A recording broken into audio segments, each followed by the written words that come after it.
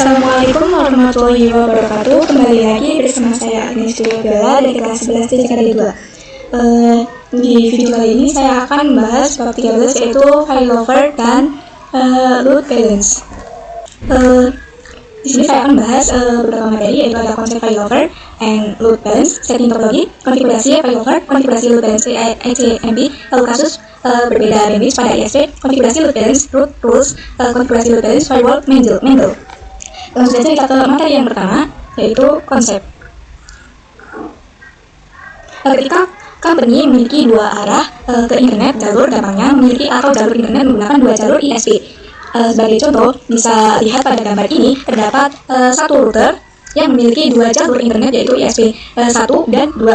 Nah, untuk konsep failover sendiri adalah sebuah mekanisme yang digunakan untuk menjaga agar sebuah layanan tetap berjalan meskipun perangkat utamanya mengalami gangguan. Jadi kalau perangkat utama tiba-tiba mati atau error atau tidak berespon, sistem akan otomatis memindahkan tugasnya ke perangkat cadangan. Tujuannya supaya layanan tetap aktif tanpa putus. Konsepnya seperti ini, misalnya kita punya dua perangkat yaitu primary dan secondary. Nah, primary itu yang aktif sehari-hari, sedangkan secondary itu standby sebagai cadangan.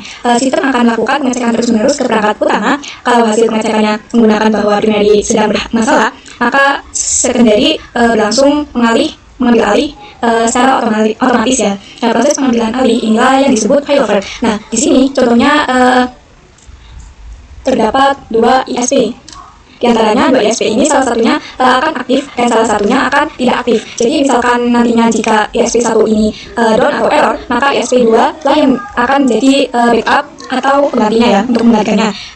Sedangkan kepada load balance yakni untuk membagi beban trafik ke beberapa server atau beberapa koneksi agar tidak menumpuk di satu jalur. Tujuannya supaya akses lebih cepat, stabil dan tidak terjadi overload.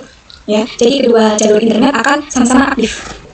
Nah, di sini itu terdapat dua router yang bertindak ISP dan satu router yang bertindak sebagai router customer. Untuk IP di kedua ISP saya setting secara statik dan sudah terakses oleh internet. Selanjutnya kita bisa memberikan IP di Microtik customer. Tetapi sebelum itu kita bisa setting IP address di kedua router ISP dulu yang nantinya akan dijadikan gateway untuk router customer. Nah, di sini kita masuk ke Winbox router ISP 1. Nah, kita ke IP lalu addresses. Sini kita add atau new. Di sini untuk addressnya itu 192.168.1.1/24. Nah, untuk interface-nya itu kita pakai header 2. Kalau sudah kita apply, lalu oke. Nah, kemudian kita bisa masuk ke router ISP 2. Kita IP lalu addresses. Di sini kita new. Untuk IP-nya 172.16.1.1/24. Untuk interface-nya kita menggunakan header 2 juga. Apply lalu oke. Nah, kita ke new Winbox. Pastikan kalian sudah aktifkan tool romonnya ya teman-teman. Di sini kita connect to romon. Lalu connect connect. Nah, di sini sudah bisa ya teman-teman. Lalu kita ke IP, lalu ke addresses. Di sini kita disablekan jika ada ini. Lalu kita new atau add. Lalu kita kasih IP 192.168.1.2/24. Kalau sudah untuk interface-nya kita pakai header 1 sudah, lalu kita apply, lalu oke. Nah, kita klik lagi new.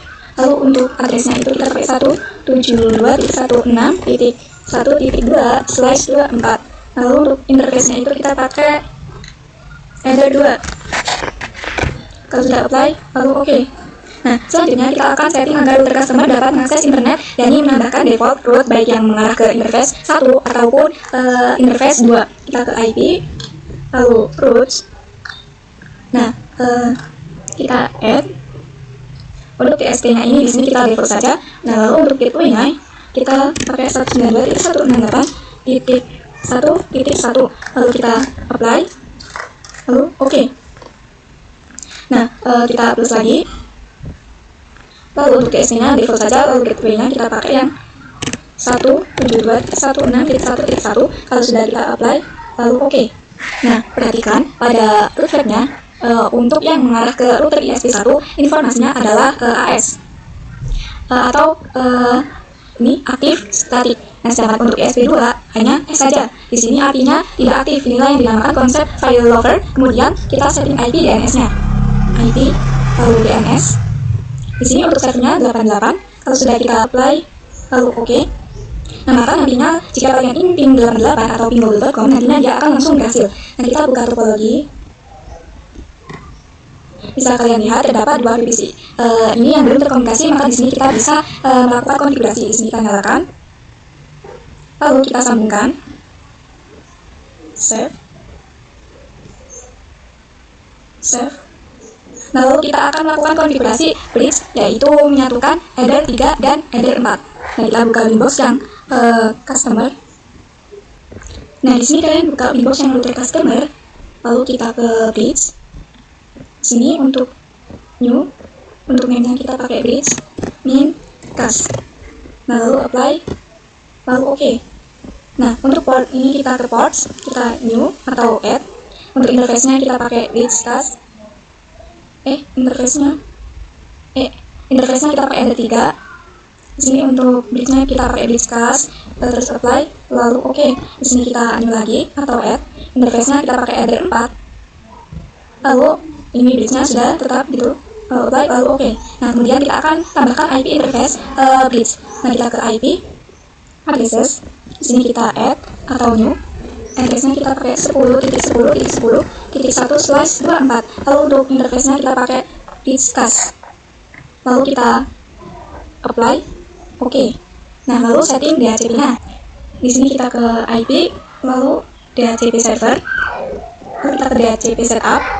Untuk interface-nya kita pakai bridge cast. Next terus sampai sukses. Ini sudah. Kemudian kita akan konfigurasi NAT, IP, firewall, lalu ke NAT, lalu new atau add. Ini chain-nya pakai SIC NAT. Lalu untuk code interface-nya kita pakai yang header 1. Kalau sudah, kita ke action. Isinya pakai M-squared. Kalau sudah kita apply, lalu oke. Nah, kita plus lagi. Salah. Plus lagi. Di sini generalnya. Untuk chain-nya ini masih SNAT, lalu out interface-nya itu kita pakai header 2. Kalau sudah kita ke action. Di sini kita pakai M-squared.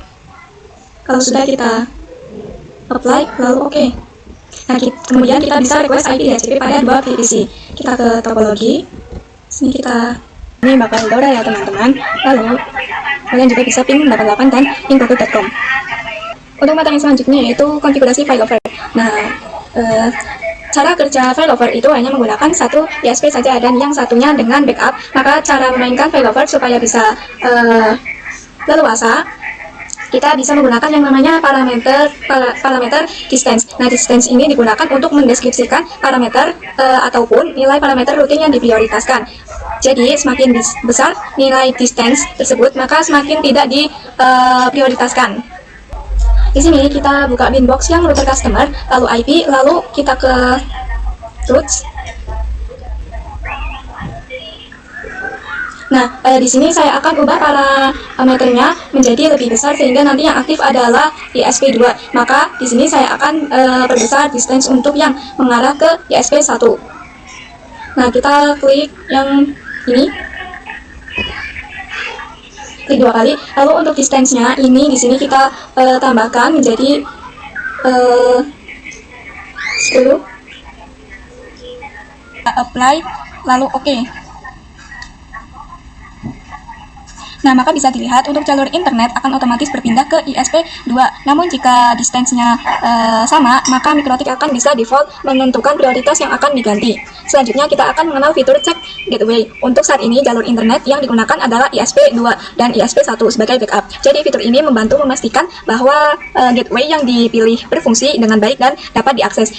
Jika gateway utama tidak dapat dijangkau karena masalah, maka root dapat secara otomatis beralih ke gateway cadangan untuk menjaga konektivitas. Nah, jadi kesimpulannya, Mikrotik customer akan senantiasa mengecek IP gateway-nya dalam status up atau down. Langsung saja kita cek gateway pada jalur ISP2, kita ke IP, lalu root. Nah, di sini kita klik 2 kali di ini. Nah, untuk gateway-nya kita pakai 172.16.1.1. Nah, lalu untuk cek gateway-nya, sini kita pakai yang ping. Lalu maka nanti router customer akan selalu ping ke gateway setiap 10 detik. Lalu kalau sudah kita apply, lalu oke. Nah, kita bisa disable IP pada ISP2 yang mengarah ke customer. Nah, kita buka Winbox yang ini. Di sini kita buka Winbox router ISP2.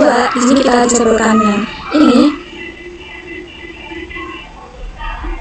Nah, lalu kita cek pada router Winbox, router customer lagi untuk memastikan dia sudah beralih secara otomatis.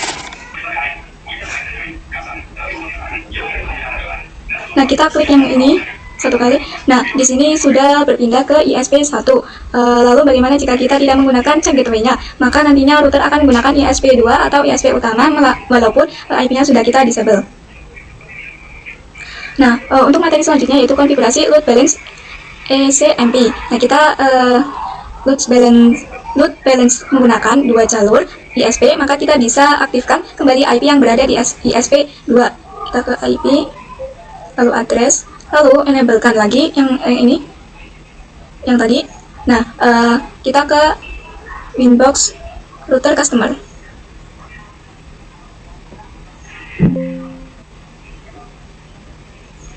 Nah, kita akan hapus default route-nya, baik yang mengarah ke ISP1 atau 2. Nah, kita ke IP, routes. Nah, lalu kita hapus default route-nya. Ini kita new. Nah, lalu kita ke new atau add. Lalu di sini untuk BSD address-nya kita pakai default saja. Lalu gateway-nya kita klik tanda ini plus. Lalu untuk ini, nah kita ini bisa 2. Lalu untuk yang ke pertama ini kita ganti dengan 192.168.1.1. Lalu untuk yang kedua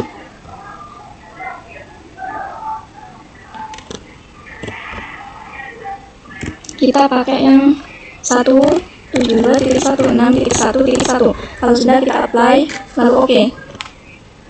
Nah, ini berarti kita bisa akses internet melalui kedua ISP, entah itu dari ISP1 ataupun ISP2. Lalu bisa uji di VPC kalian.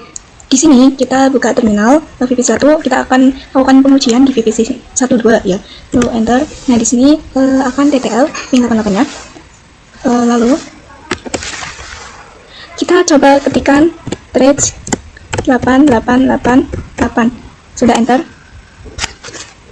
Nah, nantinya bisa dilihat bahwa PC ini jalur internetnya pertama ke interface bridge, kemudian ia ke ISP 2. Setelah itu baru terhubung ke internet ya teman-teman. Untuk materi yang kelima yaitu kasus berbeda bandwidth pada ISP. Jadi di sini kita akan uji coba pada ISP. Nah, ISP itu bandwidth-nya yang berbeda. Misal ISP1 bandwidth-nya itu 2 Mbps dan ISP2 bandwidth-nya itu 8 Mbps. Maka nantinya berbeda perbandingannya, bukan lagi 50-50, namun 1:4. Nah, langsung saja kita konfigurasikan. Kita ke IP, lalu root. Nah, di sini kita klik 2 kali. Kemudian di sini perbandingannya itu 1:4. Nah, pada bagian gateway-nya kita sediakan 5 kolom.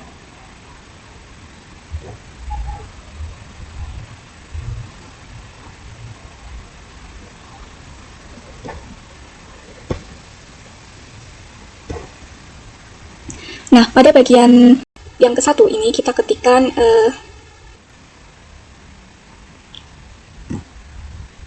ini 192.168.1.1. Lalu untuk yang kedua 172.16.1.1. Nah, lalu untuk yang ketiga kita juga samakan 172.16.1.1.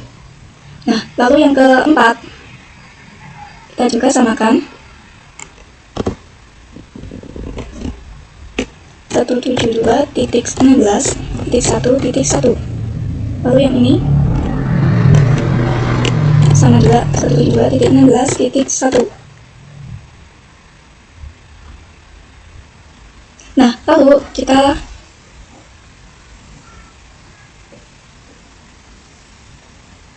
apply, lalu oke.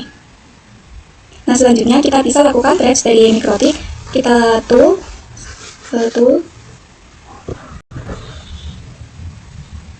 di sini kita pilih yang threads root. Nah, untuk threads root nya kita kasih isi IP Facebook. Di sini untuk bisa tahunya kita buka command prompt yang versi administrator ya. Lalu kita ketikkan ns lookup facebook.com. Kalau sudah enter, nah di sini memakai IP facebook.com dan sudah kita tempel. Nah, untuk protokolnya kita ICMP, lalu kita start. Nah, kalau sudah start, maka akan muncul seperti gambar di sini ya teman-teman. Ini menyatakan informasi bahwa menggunakan ISP2 ya. Untuk selanjutnya kita ke materi ke-6, yaitu konfigurasi load balance root rules. Kita akan lakukan konfigurasi load balance dengan metode root rules. Jadi root rules ini akan bekerja dengan sistem SRC address, maka kita bisa mendefinisikan semisal untuk PC1 kita harus internetan menggunakan ISP1 dan PC2 menggunakan ISP2. Karena merupakan SRC address, maka PC-nya harus menggunakan IP statik agar tidak berantakan. Di sini kalian coba ketikkan IP 10.10.10.11/24 lalu 10.10.10.1/24. Nah, maka di sini sudah ganti IP-nya. Lalu kita coba IP DNS. Lalu kita show IP. Nah, lakukan hal yang sama di VPC2.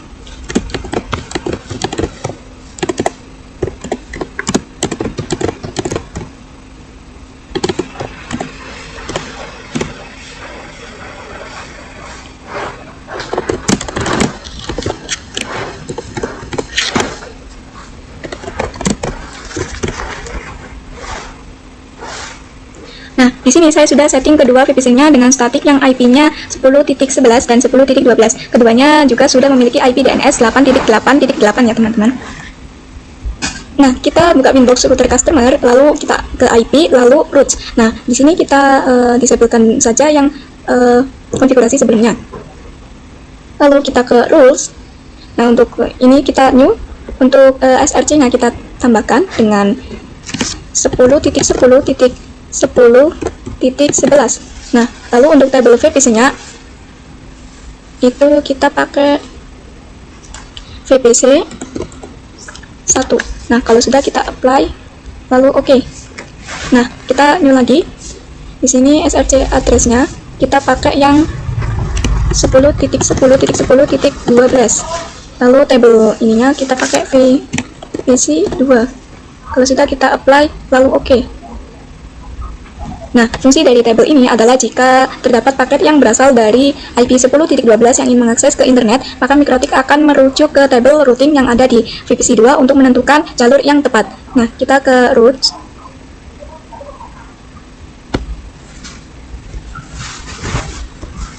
Nah, perhatikan di pojok kanan ini ada pilihan all, lalu main, lalu VPC 1 dan VPC 2. Ini adalah kelompok routing table-nya. Nah, kita pilih saja yang all. Nah, di sini kita klik new. Lalu untuk DSP-nya itu kita default. Lalu untuk gateway-nya di sini kita kasih 192.168.1.1. Nah, untuk routing mask-nya di sini kita tambahkan dengan VPC 1. Nah, kalau sudah kita apply, lalu oke. Lalu kita add lagi.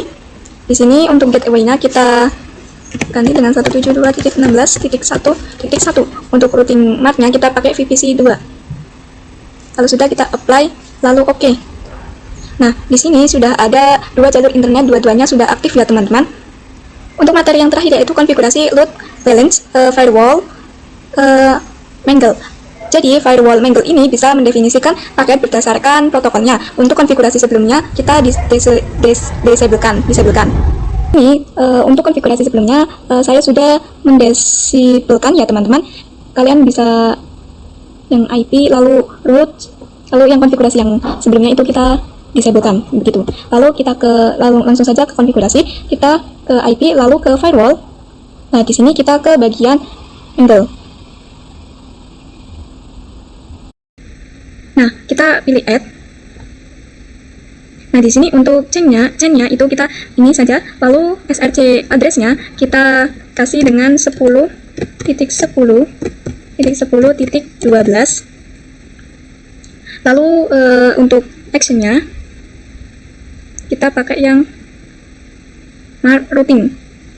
Nah, lalu kita ke new routing marknya kita pakai Mangle ISP1.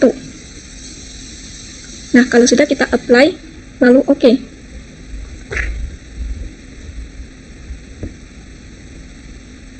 Di sini kita copy yang tadi. Lalu untuk generalnya yang di sini masih tetap ya teman-teman. Lalu untuk actionnya juga kita masih tetap. Lalu untuk new routing marknya kita pakai Mangle min ISP2. Kalau sudah kita apply lalu oke. Nah, di sini kita ke IP lalu root, kita renew. Untuk DST address-nya default, lalu gateway-nya itu kita ganti dengan 192.168.1.1. Untuk routing mark-nya kita tambahkan dengan Mangle min ISP1. Kalau sudah kita apply lalu oke.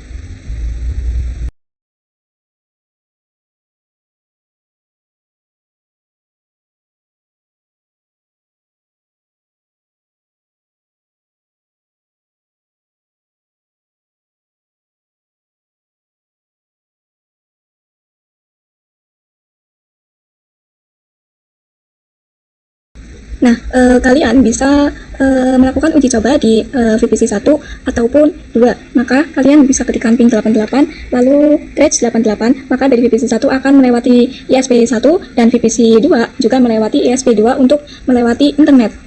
Nah, mungkin itu saja yang dapat saya sampaikan. Kurang lebihnya mohon maaf. Terima kasih sudah menonton. Jangan lupa like, comment, dan subscribe. Wassalamualaikum warahmatullahi wabarakatuh.